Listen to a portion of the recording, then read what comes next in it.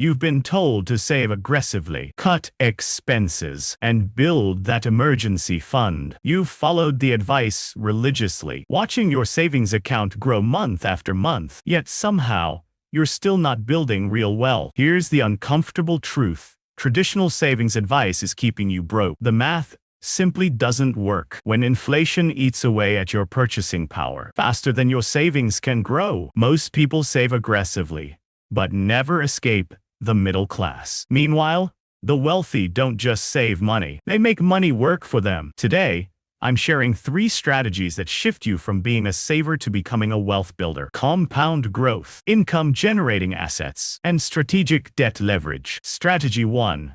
Stop hoarding. Start compounding. The biggest financial trap you can fall into is keeping all your money in low-yield savings accounts. You think you're being responsible, but you're actually destroying your wealth. Every year, your money sits earning 0.5% interest, while inflation runs at 3–4%. You're losing purchasing power. That safe money is getting weaker. Real transformation happens when you understand opportunity cost. Let's run the numbers. If you keep $10,000 in a savings account earning 0.5% annually, after 20 years, you'll have $11,049. Sounds safe, right? But that money can only buy what $6,700 could buy today after accounting for inflation. You literally lost $3,300 in purchasing power by playing it safe. Now, here's what wealthy people actually do. They understand the compound interest formula that changes everything. Take that same $10,000 and invest it in index funds, averaging 8% annual returns. After 20 years, you'd have $46,610, even after adjusting for inflation. That's real wealth growth of over 300%. The psychological shift happens when you stop thinking about protecting money and start thinking about growing it. Your emergency fund should cover 3–6 months of expenses. That's IT. Everything beyond that needs to be working for you, not sitting idle. Here's where most people get stuck. Fear-based thinking. They've been conditioned to believe that any risk equals gambling, but the real risk is doing nothing. The real risk is letting inflation slowly erode your financial future while you think you're being responsible. I spent years trapped in this savings mentality. I thought having $50,000 in savings made me financially secure. Then I calculated what I'd lost to opportunity cost. It was devastating. That money could have grown to over $200,000 if I'd invested it properly from the beginning. The strategic allocation that works is simple. Keep your emergency fund liquid, then systematically move everything else into growth investments. Start with broad market index funds. If you're new to investing, the key is consistency, not timing. Dollar cost averaging into diversified investments beats trying to time the market every single time. Most people never make this shift because they're addicted to the false security of seeing money in savings. But that security is an illusion when your purchasing power shrinks year after year. The wealthy understand this fundamental principle. Money that isn't growing is dying. Your money has 2 jobs: preserve purchasing power and create more money. Savings accounts fail at both. They can't keep up with inflation, and they generate almost no return. Meanwhile, properly diversified investments have historically preserved and grown purchasing power over every 20-year period in market history. The compound effect only works when you give it time and consistency. Every month you delay this shift costs you exponentially more in the future. That's the power of compounding working against you instead of for you. Strategy 2. Create income-generating assets. The second strategy requires a fundamental identity shift from consumer to asset owner. Most people spend money on things that lose value the moment they buy them. Cars, electronics, clothes. These are liabilities disguised as necessities. Wealthy people flip this script entirely. They buy things that pay them back. This mindset difference changes everything. When you see a rental property, you don't see a $200,000 expense. You see a monthly cash flow generator. When you look at dividend-paying stocks, you don't see market volatility. You see companies paying you to own a piece of their profits. When you consider starting a business, you don't see risk. You see an asset that can generate income without your constant presence. The 3 pillars of income-generating assets are real estate, dividend stocks, and business ownership. Each serves a different purpose in your wealth-building strategy. Real estate provides steady cash flow and appreciation over time. Dividend stocks offer liquidity with regular income payments. Business ownership creates the highest potential returns with the most control over outcomes. Here's the cash flow versus appreciation mindset that separates beginners from experienced investors. Beginners chase appreciation.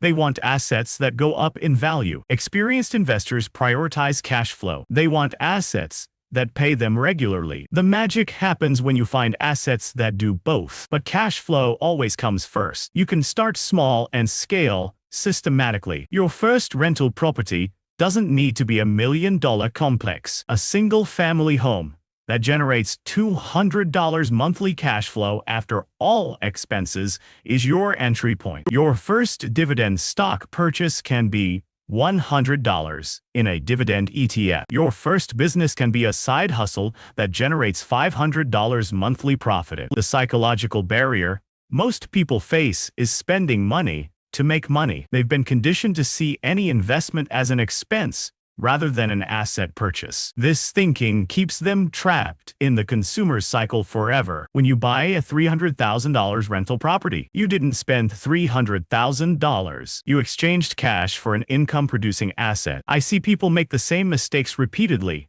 when choosing income assets. They chase high yields without understanding the underlying business. They buy rental properties in bad neighborhoods because they're cheap. They invest in dividend stocks without researching the company's fundamentals. They start businesses in oversaturated markets without competitive advantages. The key is understanding risk-adjusted returns. A rental property generating 6% annual cash flow in a stable neighborhood beats a property generating 12% in a declining area. A dividend stock with a 4% yield from a profitable company beats a 8% yield from a struggling business on the verge of cutting dividends. Your goal is building a portfolio of assets that collectively generate enough monthly income to cover your expenses. This is financial independence. When your assets work harder than you do. Start with one asset, master the fundamentals, then systematically add more. The wealthy don't get rich from one big score. They build wealth through consistent asset accumulation over time. Strategy 3.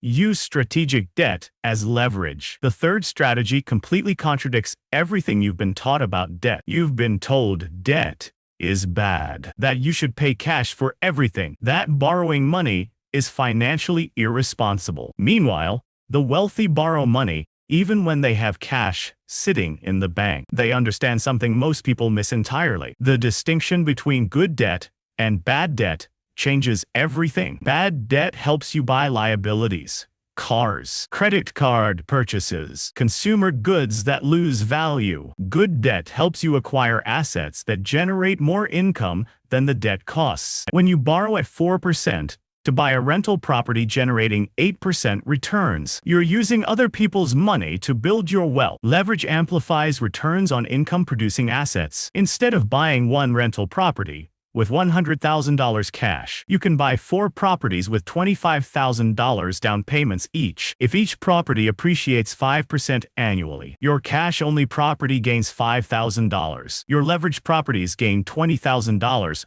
on the same amount of invested capital. Here's a real example that illustrates the power of strategic debt. A client bought a duplex for $180,000 with a $36,000 down payment. The rental income covers the mortgage, taxes, and maintenance with $300 monthly cash flow remaining. After 5 years, the property appreciated to $240,000. His $36,000 investment generated $18,000 in cash flow, plus $60,000 in appreciation, a 217% total return. The same $36,000 in savings would have earned maybe $1,800. Risk management makes leverage safe rather than dangerous. You never leverage beyond your ability to service the debt from other income sources. You maintain adequate cash reserves for unexpected expenses. You choose assets in stable markets with proven income streams. You stress test your investments against worst-case scenarios before borrowing. The time to avoid debt is when you're buying liabilities or When you can't afford the payments from existing income, the time to embrace debt strategically is when you're acquiring cash-flowing assets that pay for themselves while building your net worth. Most people fear debt because they've only experienced bad debt: credit cards, car loans, personal loans for consumption. They've never seen how good debt can accelerate wealth building when used properly. The wealthy understand that money has a cost, and if you can borrow money at a lower cost than your investment returns, you should borrow as much as safely possible. The core shift that changes everything is moving from protecting money to growing money. Stop thinking like a saver and start thinking like an investor. Your money should be working harder than you are. Start with one strategy and build momentum from there. Pick the approach that resonates most: compound investing, income assets, or strategic leverage, and take action this week. Subscribe for more wealth building strategies that actually work instead of the conventional advice keeping you stuck.